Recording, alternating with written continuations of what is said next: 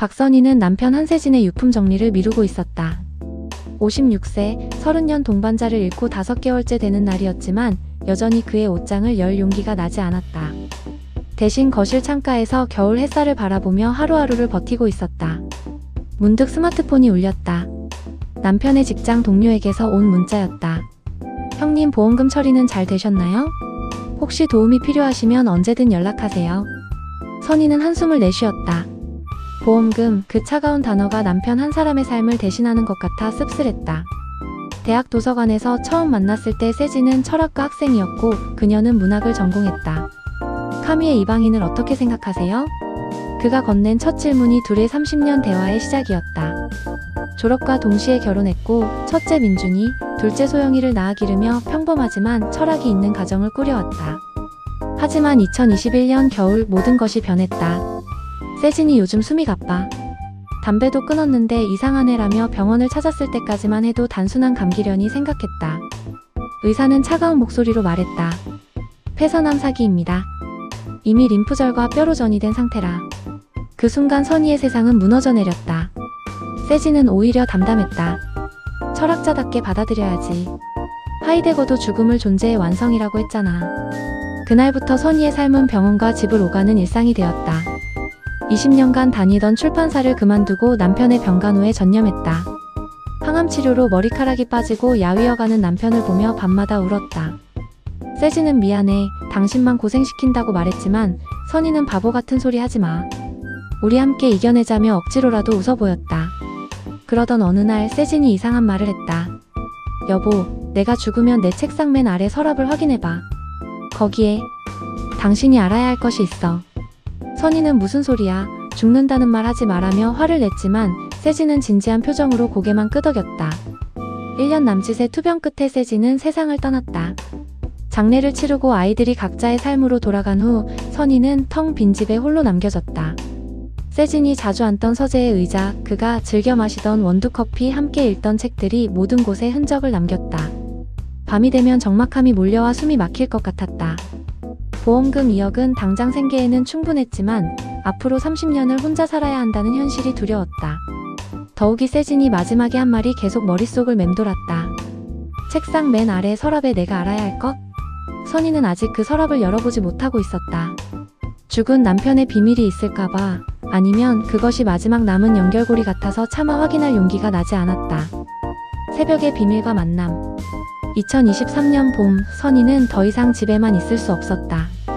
세진의 서재 문 앞에서 매일 서성거리다 결국 돌아서는 자신이 한심했다. 그 서랍의 비밀보다 더 급한 것은 생계였다. 보험금이 있다 해도 일을 해야 마음이 편할 것 같았다. 여러 곳에 이력서를 넣었지만 56세의 경력 단절 여성을 반겨주는 곳은 많지 않았다.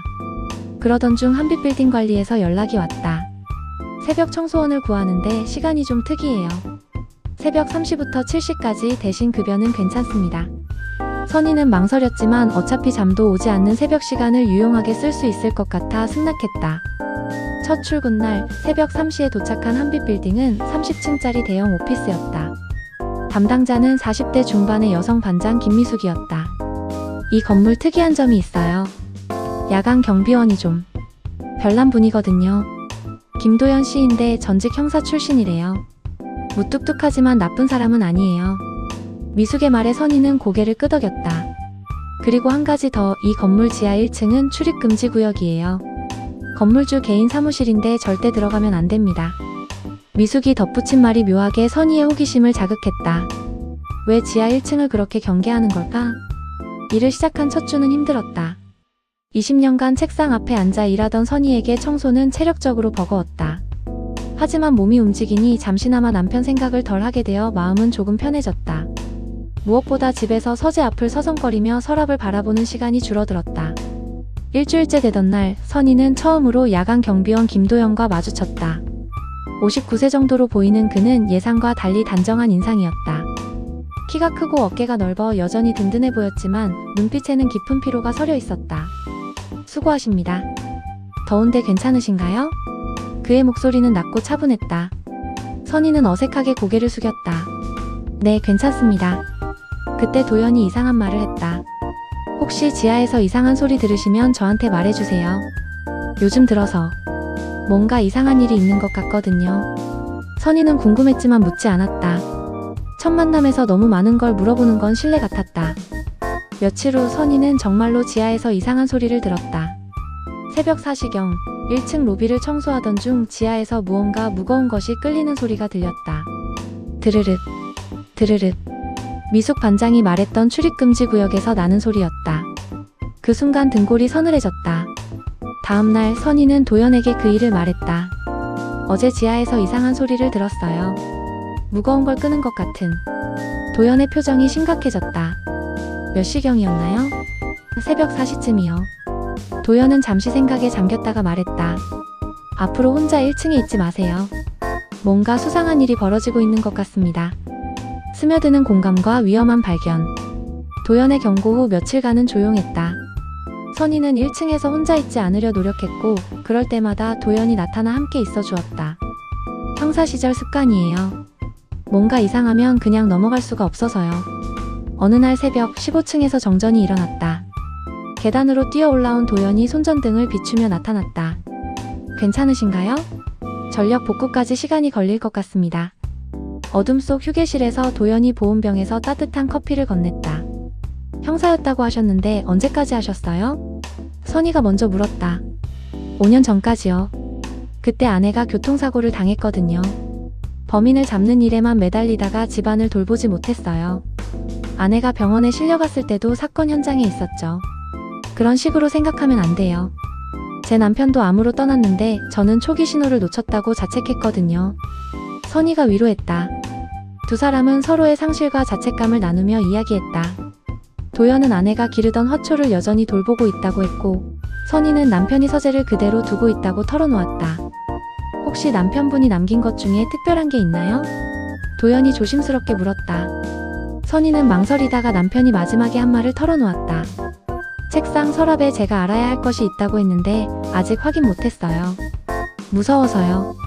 제 아내도 일기를 썼는데 아직 읽지 못했어요. 마지막 페이지에 뭐가 적혀 있을지 두려워서요.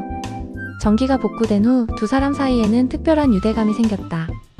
며칠 후 선희는 직접 담근 김치를 작은 용기에 담아왔다. 혼자 사시니까 이런 거 해드시기 힘드시죠? 도연은 감사하다며 받았다. 다음날 깨끗이 씻은 용기와 함께 작은 메모를 건넸다. 정말 맛있었습니다. 아내 생각이 났어요. 좋은 의미로요. 그날 밤 더 큰 일이 벌어졌다. 선희가 2층 화장실을 청소하던 중 지하에서 쿵 소리와 함께 남자들의 낮은 대화 소리가 들렸다. 조심스럽게 1층에서 귀를 기울이니 두 명의 목소리였다. 이번 주에 처리해야 해. 너무 위험하지 않나? 지금까지 들키지 않았잖아. 갑자기 지하에서 발소리가 들렸다. 선희는 황급히 엘리베이터 홀 구석에 숨었다. 두 남자가 1층으로 올라왔다. 한 명은 양복을 입은 40대 남성이었고 다른 한 명은 작업복을 입은 사람이었다. 양복 남자가 말했다. 다음 주에 마지막으로 하자. 경비원이 눈치채기 시작한 것 같아. 다음날 새벽 선희는 도연에게 모든 것을 말했다. 이야기를 들은 도연의 표정이 점점 심각해졌다. 형사 시절 경험상 이건 단순한 일이 아닙니다. 뭔가 불법적인 일이 벌어지고 있어요. 도연은 잠시 생각하더니 결심한 듯 말했다. 내일 밤에 함께 확인해봅시다. 저 혼자서는 위험하고 증인이 필요해요. 선희는 무서웠지만 이런 상황이 그동안의 무기력함을 떨쳐버리게 해주는 것 같았다. 알겠어요. 함께해요. 두 사람은 내일 밤에 위험한 계획을 세우며 서로에 대한 신뢰가 깊어져감을 느꼈다. 흔들리는 순간과 진실의 발견. 약속한 날 밤 선희는 평소보다 일찍 건물에 도착했다. 가슴이 두근거렸지만 동시에 오랜만에 느끼는 설렘도 있었다. 살아있다는 느낌, 무언가 의미 있는 일을 한다는 느낌이었다. 도연은 이미 경비실에서 기다리고 있었다. 그의 손에는 작은 카메라와 손전등이 들려 있었다. 정말 하시겠어요? 위험할 수도 있어요. 도연이 마지막으로 확인했다. 선희는 고개를 끄덕였다. 남편이 살아있을 때 저는 너무 소극적으로 살았어요. 이제라도 용기를 내보고 싶어요. 도연은 그녀의 각오를 느끼고 더 이상 말리지 않았다. 두 사람은 새벽 2시 지하로 향했다. 출입금지 표시가 붙은 철문 앞에서 도연이 조심스럽게 문을 열어보았다. 놀랍게도 문은 잠겨있지 않았다. 이상하네요. 보통 이런 곳은 단단히 잠그는데. 도연이 중얼거렸다. 지하 1층에 들어서자 예상과 전혀 다른 광경이 펼쳐졌다. 일반적인 사무실이 아니라 마치 창고 같은 공간이었다. 곳곳에 박스들이 쌓여있고 한쪽 벽에는 대형 금고가 있었다. 더욱 이상한 것은 바닥에 희미하게 보이는 붉은 얼룩들이었다. 이건... 도연이 손전등을 비추며 바닥을 자세히 살폈다. 혈흔 같은데요? 선희는 소스라치게 놀랐다. 혈흔이요? 형사 시절 봤던 것과 비슷해요. 하지만 확실하지는. 도연의 말이 채 끝나기 전에 위층에서 발소리가 들렸다. 누군가 와요. 선희가 속삭였다.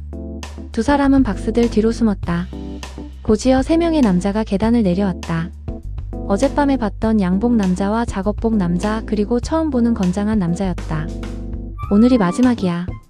경비원이 수상해하고 있어. 양복 남자가 말했다. 건장한 남자가 대답했다. 그럼 경비원도 처리할까요? 아니야, 괜히 큰일 만들지 마. 오늘 정리하고 다른 곳으로 옮기자. 선희와 도연은 숨죽이며 그들의 대화를 들었다. 작업복 남자가 금고를 열며 말했다. 이만하면 충분히 벌었지. 장기 밀매가 이렇게 쉬울 줄 몰랐어. 선희는 충격을 받았다. 장기 밀매? 그래서 혈흔이. 다음 타겟도 정해졌고. 양복 남자가 서류를 보며 말했다. 이번엔 여자야. 56세, 남편 잃고 혼자 사는. 그 순간 선희는 자신을 말하는 것 같아 온몸이 얼어붙었다. 설마 자신이 타겟이란 말인가? 도연도 선희의 손이 떨리는 것을 느꼈다. 그는 선희의 손을 꽉 잡으며 진정시켰다. 그런데 그 순간 선희의 청소 도구가 박스에 부딪혀 소리가 났다. 세 남자가 일순간 조용해졌다. 뭔가 있나? 건장한 남자가 손전등을 비추기 시작했다. 도연은 순간의 판단으로 선희를 더 깊숙한 곳으로 밀어넣고 자신이 나타났다. 누구세요? 여기는 출입금지 구역인데. 양복 남자가 당황하며 말했다. 아, 경비원님. 저희는 건물주가 부탁해서 야간에 작업을. 건물주요? 전 연락받은 적이 없는데요. 도연이 의심스러운 눈초리로 바라봤다. 긴장감이 흐르는 가운데 양복 남자가 건장한 남자에게 눈짓을 했다. 건장한 남자가 뒤에서 쇠파이프를 집어들었다. 위험한 순간이었다. 그때 선희가 큰 소리로 외쳤다. 도연씨, 뒤를 조심하세요. 도연이 재빠르게 몸을 돌려 쇠파이프를 피했다. 형사 시절의 몸놀림이었다. 하지만 세대 일은 불리했다. 혼란 중에 도연이 바닥에 넘어졌고 선희는 위험을 느끼고 휴대폰으로 112에 신고했다. 강남구 한빛빌딩 지하에서 불법 장기 밀매 현장이에요. 지금 위험한 상황이. 신고를 받은 세 남자들이 황급히 도망치기 시작했다. 양복 남자가 소리쳤다. 끝났어. 다 끝났다고. 경찰이 도착하기까지 10분 정도 걸렸지만 그 시간이 영원처럼 느껴졌다. 도연은 어깨를 다쳤지만 생명에는 지장이 없었다. 선희는 그의 곁에서 떠나지 않았다. 괜찮아요? 정말 괜찮아요? 계속해서 물었다. 괜찮습니다. 당신 덕분에. 도연이 고마워했다. 경찰 조사 결과 이들은 노숙자나 혼자 사는 고령자들을 대상으로 장기를 적출해 해외로 팔아넘기는 조직이었다. 선희가 다음 타겟이 될 뻔했다는 사실에 두 사람은 경악했다. 사건이 마무리된 후 새벽 6시경 두 사람은 병원 복도에 앉아 있었다. 도연의 어깨에는 붕대가 감겨 있었다. 정말 무서웠어요. 선희가 떨리는 목소리로 말했다. 저도요. 당신이 없었다면 혼자서는 절대 막을 수 없었을 겁니다. 그 순간 두 사람 사이에 묘한 감정이 흘렀다. 생사의 기로에서 서로를 지켜준 동지애였지만 동시에 그 이상의 무언가였다. 도연이 선희의 손을 잡았다. 고맙습니다.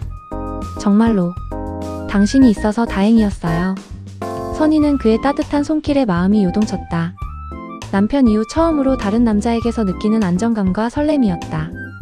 하지만 동시에 죄책감도 밀려왔다. 이래도 되는 걸까? 남편한테 미안하지 않을까? 집에 가봐야겠어요. 선희가 급하게 일어섰다. 갑작스러운 감정에 당황한 것이다. 도연은 아쉬워했지만 그녀를 붙잡지 않았다. 조심히 가세요. 내일. 아니, 오늘 저녁에 출근하시나요? 네. 아마도. 집으로 돌아온 선희는 거울 앞에 서서 자신을 바라봤다. 오늘 밤의 일들이 꿈만 같았다. 위험한 상황, 도연과의 협력, 그리고 마지막에 느낀 그 묘한 감정. 모든 것이 혼란스러웠다.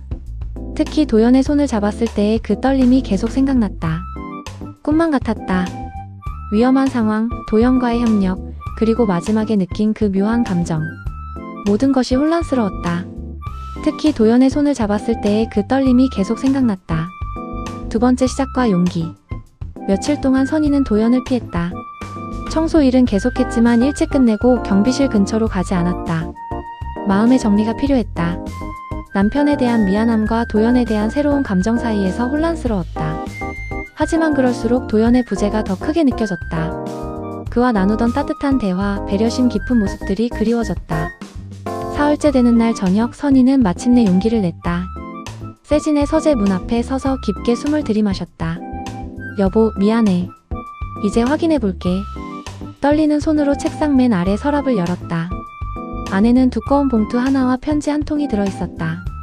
편지를 먼저 펼쳐보니 세진의 익숙한 글씨체가 보였다. 사랑하는 선희에게.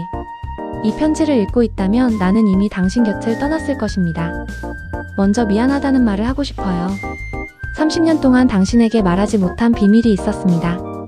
선희의 가슴이 두근거렸다. 무슨 비밀일까? 편지를 계속 읽어내려갔다. 대학교 2학년 때 나는 백혈병 판정을 받았습니다. 의사는 5년 생존율이 30% 정도라고 했어요. 하지만 당신을 만나고 나서 살고 싶다는 의지가 생겼고 기적적으로 완치되었죠.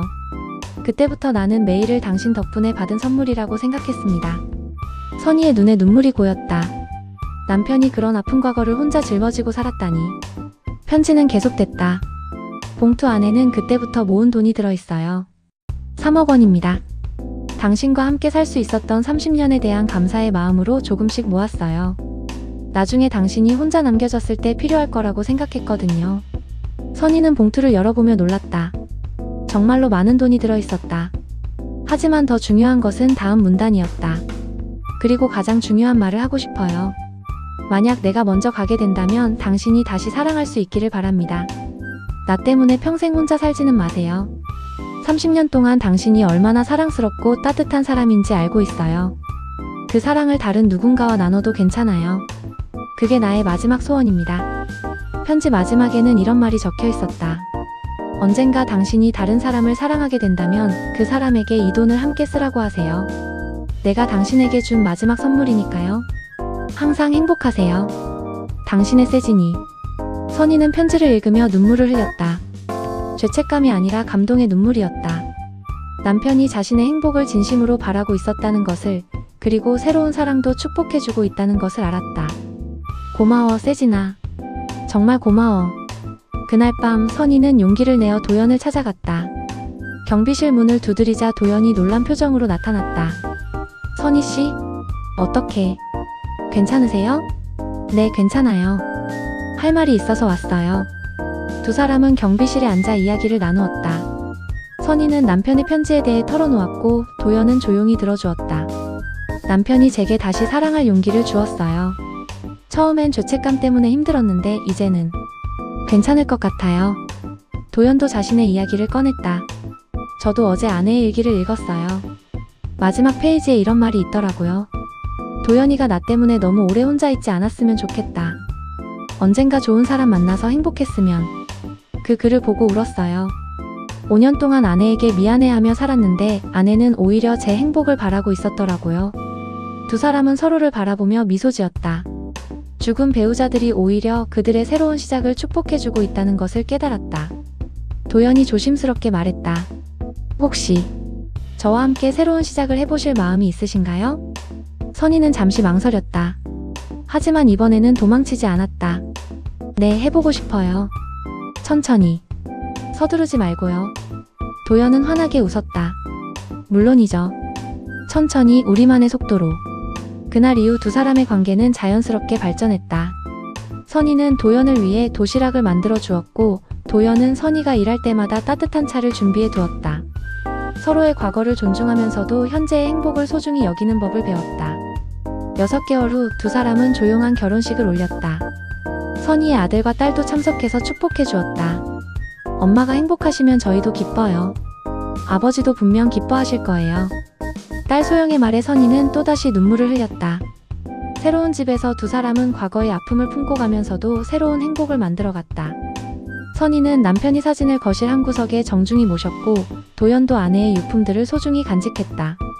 과거를 지우는 것이 아니라 품고 가면서 새로운 사랑을 키워나가는 것이었다. 어느 저녁 함께 산책을 하며 도연이 말했다. 상실 후에도 다시 사랑할 수 있다는 걸 배웠어요.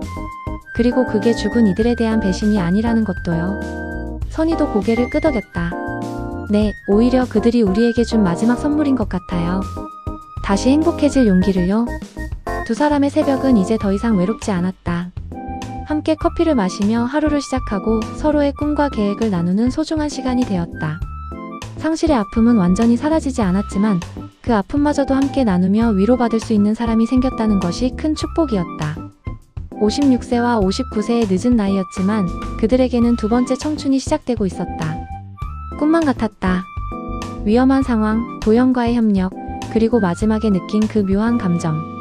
모든 것이 혼란스러웠다. 특히 도연의 손을 잡았을 때의 그 떨림이 계속 생각났다. 말했던 출입금지 구역에서 나는 소리였다. 그 순간 등골이 서늘해졌다. 다음날 선희는 도연에게 그 일을 말했다. 어제 지하에서 이상한 소리를 들었어요. 무거운 걸 끄는 것 같은. 도연의 표정이 심각해졌다. 몇 시경이었나요? 새벽 4시쯤이요. 도연은 잠시 생각에 잠겼다가 말했다. 앞으로 혼자 1층에 있지 마세요. 뭔가 수상한 일이 벌어지고 있는 것 같습니다.